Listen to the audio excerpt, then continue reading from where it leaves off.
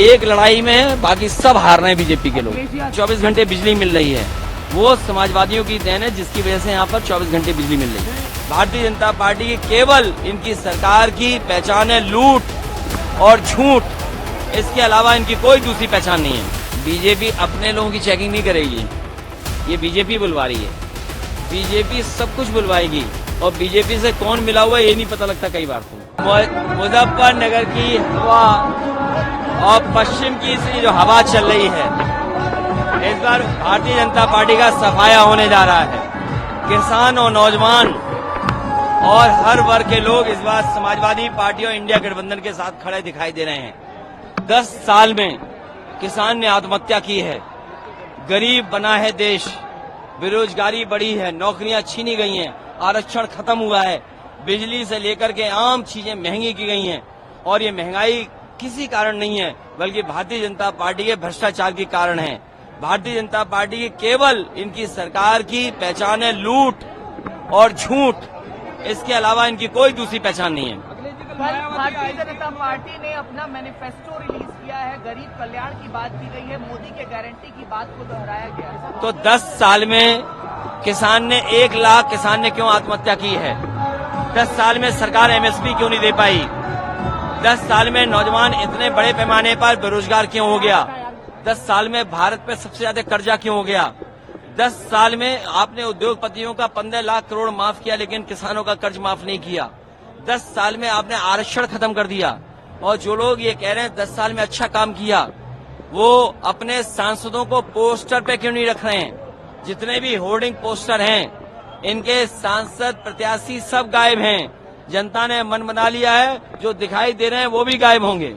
उन्होंने राज्य के विभाजन की बात कही है कि पश्चिम उत्तर प्रदेश को अलग राज्य बनाएंगे। वो वोट के लिए किसी से भी मिल जाएंगी, कुछ भी कह सकती है। आज आपने नया नारा दिया है कि रोजगार नहीं मिलेगा तो शादी भी नहीं होगी। ना ये पुराना नारा है और ये बीजेपी को बताना चाहिए कि पिछले 10 साल में क्या कारण है। सबसे ज्यादा बेरोजगारी है, सबसे ज्यादा नौकरी है। आप नौकरी आउटसोर्स पे कर रहे हैं, नौकरी कर नहीं रहे। 10 परीक्षाएं कोई पेपर लीक हुए, जहां पेपर लीक हुआ वहां बीजेपी की सरकार है और जिन्होंने पेपर लीक किया वो बीजेपी के लोग हैं। जो सरकार परीक्षा करा रही थी वो बीजेपी की सरकार थी। आप बताइए इनके पास जवाब क्या है? 60 लाख बच्चों का भविष्य इन्होंने छीना है और 60 लाख गुणा 3, 1 करोड़ 80 लाख। 1 करोड़ 80 लाख को भाग देने 80 लोकसभा से, तो एक लोकसभा में 2,25,000 वोट कम हुआ है। इसकी भरपाई इनके पास क्या है? अगले में 80 का नारा दिया है बीजेपी ने, क्या करेंगे? एक लड़ाई में बाकी सब हार रहे हैं बीजेपी के लोग। राहुल गांधी और देखा आपने मेरे साथी, जरा पोस्टर देखो, इनके होर्डिंग देखो, इनके प्रत्याशी उस पे गायब हैं कि नहीं हैं? जब प्रत्याशी गायब हैं तो क्या मुजफ्फरनगर की जनता अपनी समस्या लेकर के दिल्ली जाएगी? अखिलेश जी आज राहुल नारा भी दिया है आपने कि 400 हार का। इसलिए क्योंकि आप 10 साल के उनके कारण बताएं ना, एमएसपी क्यों नहीं लागू किया? 1000 किसान शहीद हो गए, 3 काले कानून लाना चाहते थे। आप कह रहे किसानों का भंडारण कर रहे हैं हम। बताइए कहाँ भंडारण के लिए इंतजाम किया? मुजफ्फरनगर, बिजनौर, सहारनपुर, कहीं बता दीजिए आप। और बिजली इतनी महंगी, यहीं पर बीजेपी के 2 नंबर के नेता ने कहा था बिजली फ्री होगी। क्या किसानों को 10 साल फ्री बिजली मिली है? उनके मीटर लगा दिए गए ट्यूबवेल पे, उनकी बिजली का बिल महंगा देना पड़ रहा है। और न दिल्ली ने न यूपी की सरकार ने एक भी बिजली कारखाना बनाया। जो आज मुजफ्फरनगर में फीडर सेपरेशन है और जो 24 घंटे बिजली मिल रही है, वो समाजवादियों की देन है जिसकी वजह से यहाँ पर 24 घंटे बिजली मिल रही है। ये सरकार किसानों के खिलाफ है। सर, आज राहुल गांधी तमिलनाडु में चुनाव प्रचार करने गए थे, वहां उनके हेलीकॉप्टर की चेकिंग की गई है। बीजेपी अपने लोगों की चेकिंग नहीं करेगी। अभी कलकत्ता में सुनने में आया अभिषेक बनर्जी का हेलीकॉप्टर चेक किया। अभी कांग्रेस के नेता और इंडिया गठबंधन के सहयोगी दल के नेता का आपने चेक किया। ठीक है, कोई बात नहीं है, चेक करना जरूरी है, लेकिन चेक की मंशा ये नहीं होनी चाहिए, नियत ये नहीं होनी चाहिए किसी को बदनाम करना है। आपने चंदा लिया, आपने वसूली की, एक ही व्यक्ति ने 2 लोगों को पैसा दिया।